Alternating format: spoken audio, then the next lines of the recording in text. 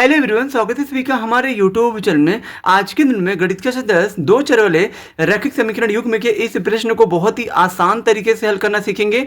अगर आपको शब्द पर आधारित दो चर वाले रैखिक समीकरण युग्म के प्रश्नों को हल करने नहीं आता है तो आज की ये वीडियो आपके लिए बहुत ही ज़्यादा महत्वपूर्ण है, क्योंकि आज की इस वीडियो में मैंने जो है गणित कक्षा 10 के बहुत ही महत्वपूर्ण प्रश्न को लिया है और जो इस प्रश्न का सोल्यूशन यानी कि हल मैं आपको बहुत ही आसान तरीके से समझाऊंगा, बशर्ते आप सभी वीडियो के अंत तक जरूर बने रहिएगा। तो चलिए अब हम स्टार्ट करते हैं। जैसे कि हमारा प्रश्न दिया गया है, एक भिन्न 1/3 हो जाती है जब उसके अंश से एक घटाया जाता है। यानी कि कोई भिन्न है, जब जो है उसके जो अंश से एक जो घटाया जाता है तो वो जो है ना 1/3 हो जाती है, और वह 1/4 हो जाती है जब जो हर में 8 क्या कर दिया जाता है, जोड़ दिया जाता है। वह भिन्न ज्ञात कीजिए। अब हमें वह भिन्न बताना है, तो वह भिन्न हमें पता नहीं है, तो यहां पर आपको मान लेना है माना वह भिन्न। यहाँ पे आपको वह जो भिन्न मान लेना है, माना वह भिन्न। तो वह भिन्न आपकी क्या हो जाएगी, जब आप वो भिन्न मानेंगे तो वह भिन्न आपका हो जाएगा x/y। हमने क्या मान लेना है, हमें वो भिन्न मान लेना है x/y, यानी कि माना वह भिन्न x/y है। तब जो है प्रश्नानुसार अगर हम लोग देखिए प्रश्नानुसार क्या बोला है कि मान लीजिए जो भिन्न है, भिन्न हमने क्या माना x/y, यहाँ पे x/y आप जो लिख दीजिए। अब देखिए क्या बोला है कि जब उसके अंश से एक घटाया जाता है, मान लीजिए अंश आपका ये जो है ऊपर वाले को अंश कहते हैं बटे के ऊपर, तो अंश में से एक को जब घटाते हैं हम लोग तो ये क्या हो जाता है, 1/3 हो जाता है। तो यहाँ पे 1/3 लिखिए। अब यहाँ पे आप क्या करिए, तिरछा गुणा करिए। ठीक है, तिरछा गुणा करके इसको आप दो चर वाले रैखिक समीकरण युग्म के मानक रूप में करिए, यानी कि स्टैंडर्ड फॉर्म में करिए। तो स्टैंडर्ड फॉर्म में कैसे करते हैं, तो यहाँ पे जब दोनों पक्षों में कुछ नहीं हल होगा तो यहाँ पे आपको तिरछा गुणा करना है, यानी कि 3 का गुणा पहले x में करिए तो आपका हो जाएगा 3x, और माइनस 3 का गुणा 1 में करिए तो हो जाएगा 3, और y का गुणा 1 में करिए तो आपका हो जाएगा y। अब यहाँ पे ये आपका हो जाएगा 3x, और ये प्लस आएगा तो हो जाएगा -y, और ये 3 को भेज दीजिए इधर तो ये आपका हो जाएगा +3। अब ये समीकरण एक आपको इसके मान लेना है।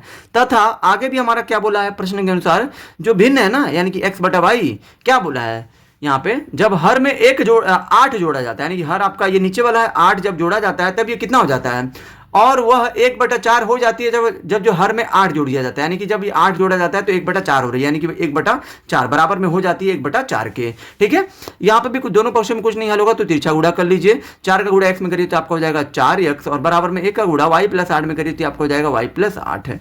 अब ये 4x हो गया, प्लस गुणाएंगे हो जाएगा माइनस, और बराबर में 8 है तो 8 ही आपका हो जाएगा समीकरण 2 हो जाएगा।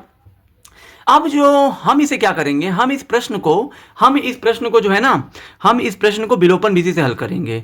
विलोपन विधि से अब यहां से हमें हल करना पड़ेगा, क्योंकि प्रश्न को हल करने का मतलब क्या है, प्रश्न को हल करने का मतलब यह है कि आपको x और y का मान प्राप्त करना है। जब तक x और y का मान प्राप्त नहीं होगा ना, तब तक वो जो भिन्न जो है कंफर्म नहीं हो पाएगी कि मतलब ये जो है x/y जो आपने भिन्न माना है, यहाँ पे x का मान क्या है और ये y का मान क्या है। तो फिर यहाँ पे x और y का मान प्राप्त करने के लिए जो आपने समीकरण 1 और 2 बनाया है, इसको हम जो है विलोपन विधि से हल इसलिए करेंगे क्योंकि विलोपन विधि से हल करना आसान हो जाएगा। क्योंकि विलोपन विधि में यह देखा जाता है कि क्या दोनों ही समीकरणों में, यानी कि समीकरण 1 और समीकरण 2 में क्या दोनों में किसी एक चर का गुणांक बराबर है या नहीं है। जैसे कि मान लीजिए यहाँ पे x के साथ क्या है गुणांक के रूप में, यानी कि गुणा के रूप में 3 है, यहाँ पे x के साथ क्या है 4 है, यानी कि इन दोनों का गुणांक बराबर नहीं है। तो हम लोग जो है y का चेक कर लेते हैं। y में यहाँ पे कुछ निहित क्या है 1 है, यहाँ पे भी y के साथ कुछ निहित क्या है 1 है, यानी कि यहाँ पे भी y के साथ 1 है, यहाँ पे भी y के साथ 1 है, यानी कि y का गुणांक बराबर है। मतलब दोनों चर में से किसी एक का गुणांक बराबर होना चाहिए, चाहे वो x का हो चाहे y का हो। तो यहाँ पे y का बराबर हो रहा है तो ये हमारा काम बन जाएगा। अब यहाँ पे आपको क्या करना है, यहाँ आपको क्या करना है, यहाँ पे आपको समीकरण 2 में से समीकरण 1 को घटाने पर, यहाँ पे आपको लिख देना है समीकरण 2 में से समीकरण 1 को घटाने पर। तो यहाँ पे समीकरण 2 आपका क्या दिया है, 2 आपका दिया है 4x - y = 8, 2 हो गया, और 1 को हम घटा रहे हैं तो 1 को यहाँ पे आपको नीचे लिखना है, यानी कि 3x - y = 3।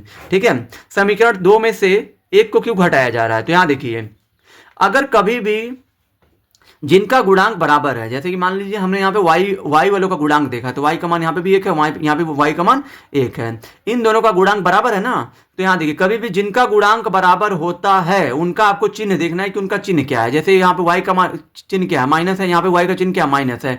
यानी कि जब जब जो चिन्ह बराबर होता है तो इस कंडीशन में हमेशा घटाना है। चाहे यहाँ पे मान लीजिए, चाहे जो इन दोनों का बराबर होता है ना, मान लीजिए अगर जो x का गुणांक बराबर होता और ये दोनों प्लस में होते, देखिए दोनों का चिन्ह अगर जो प्लस प्लस होता तो यहाँ पे घटाते हैं। अगर जो चिन्ह उल्टा होता है, मतलब एक माइनस है दूसरा प्लस है, तो इस कंडीशन में जोड़ा जाता है। तो यहाँ पे इन दोनों का y और y का चिन्ह क्या है, बराबर है, माइनस और माइनस है, इसलिए घटाया जाएगा। ठीक है, दो में से एक को घटाएंगे क्योंकि दो बड़ा है और एक छोटा है, हमेशा बड़े में से ही छोटा घटता है, इसलिए बड़ा दो है और एक छोटा है, तो दो में से एक को घटाया जा रहा है। तो दो पहले ये हो गया और एक वाला नीचे आ गया। अब देखिए घटाया जा रहा है तो यहाँ पे कुछ नहीं, तो प्लस है, यहाँ पे भी क्या प्लस है। घटाने में नीचे का चिन्ह बदल जाएगा, प्लस है तो माइनस हो जाएगा, माइनस है तो प्लस हो जाएगा, यहाँ प्लस है माइनस हो जाएगा। ये 4x में से माइनस करिए 3x, तो ये आपका हो जाएगा x, और ये माइनस y है और ये प्लस y है, ये आपका कट जाएगा क्योंकि यहाँ पे पहले ये माइनस में था लेकिन अब ये प्लस में हो गया, यानी कि उल्टा चिन्ह हो गया। इसका तो माइनस में ही है लेकिन पहले ये माइनस में था, अब ये प्लस में हो गया, यानी कि y का, यानी कि जब दो समान पदों का चिन्ह उल्टा हो, माइनस माने एक माइनस है दूसरा प्लस है, तो इस कंडीशन में ये जो है मतलब कट जाते हैं।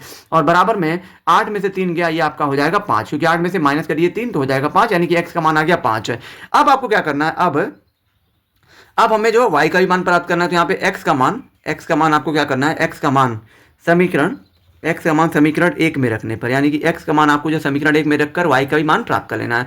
तो समीकरण 1 क्या दिया है, समीकरण 1 हमारा दिया है, एक दिया है हमारा 3x माइनस y बराबर 3, यही तो है आपका समीकरण 1, 3x माइनस y बराबर 3। तो 3x माइनस y बराबर 3, तो यहाँ पे 3 है तो 3 लिखिए, यहाँ पे कुछ नहीं तो गुणा है, y का मान 5 है तो 5 लिखिए, माइनस y बराबर 3।